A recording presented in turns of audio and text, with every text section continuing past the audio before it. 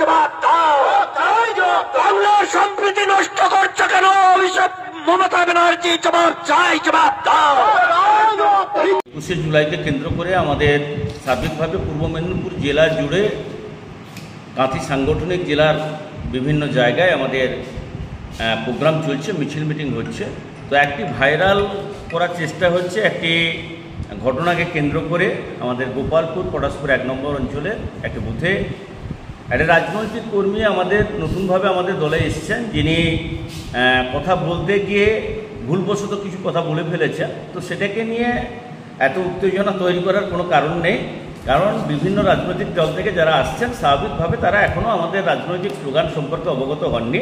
তারা একটি রাজনৈতিক দলে ছিলেন, স্বাভাবিকভাবে সেই জায়গা থেকে একটি ভুল স্লোগান দিয়েছে। তো এটা ভুল। তো তারা স্বাভাবিকভাবে মমতা বন্দ্যোপাধ্যায়ের উন্নয়নের সঙ্গে এবং সর্বোপরি আজকের শ্রদ্ধার সঙ্গে 21শে জুলাই আমরা পালনের যে প্রয়াস গ্রহণ করেছি, এ নিয়ে বিরোধী রাজনৈতিক দল যে বার্তা দেওয়ার চেষ্টা করছেন, এর সঙ্গে রাজনৈতিক কোনো সম্পর্ক নেই। ঠিকই বলেছেন। তৃণমূল কংগ্রেসের মিছিলে যারা ছিলেন তাদেরকে ধন্যবাদ নিশ্চয়ই জানাবো বাংলার মানুষের পক্ষ থেকে। ভারতীয় জনতা পার্টি এতদিন যে কথা বলছিল, পশ্চিমবঙ্গে সাম্প্রদায়িক সম্প্রীতি যিনি নষ্ট করেছেন তার নাম মমতা ব্যানার্জি এবং অভিষেক ব্যানার্জি। আজকে বাংলার মানুষের কথাটাকে তুলে ধরেছেন।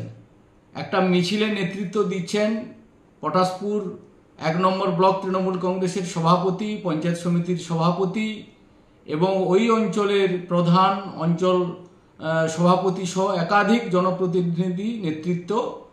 তো 21শে জুলাইয়ের প্রস্তুতি মিছিলকে কেন্দ্র করে আজকে তারা বাংলার মানুষের কাছে একটা বার্তা পৌঁছে দিলেন যে না, আমরাও এই মমতা ব্যানার্জি এবং অভিষেক ব্যানার্জির শাসনে আমরা অতিষ্ঠ।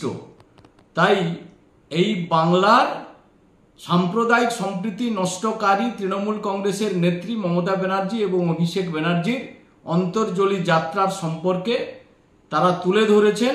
তারা পরিত্রাণ চাইছে। এটা যত তাড়াতাড়ি সম্ভব হবে ততই বাংলার মানুষের পক্ষে মঙ্গল।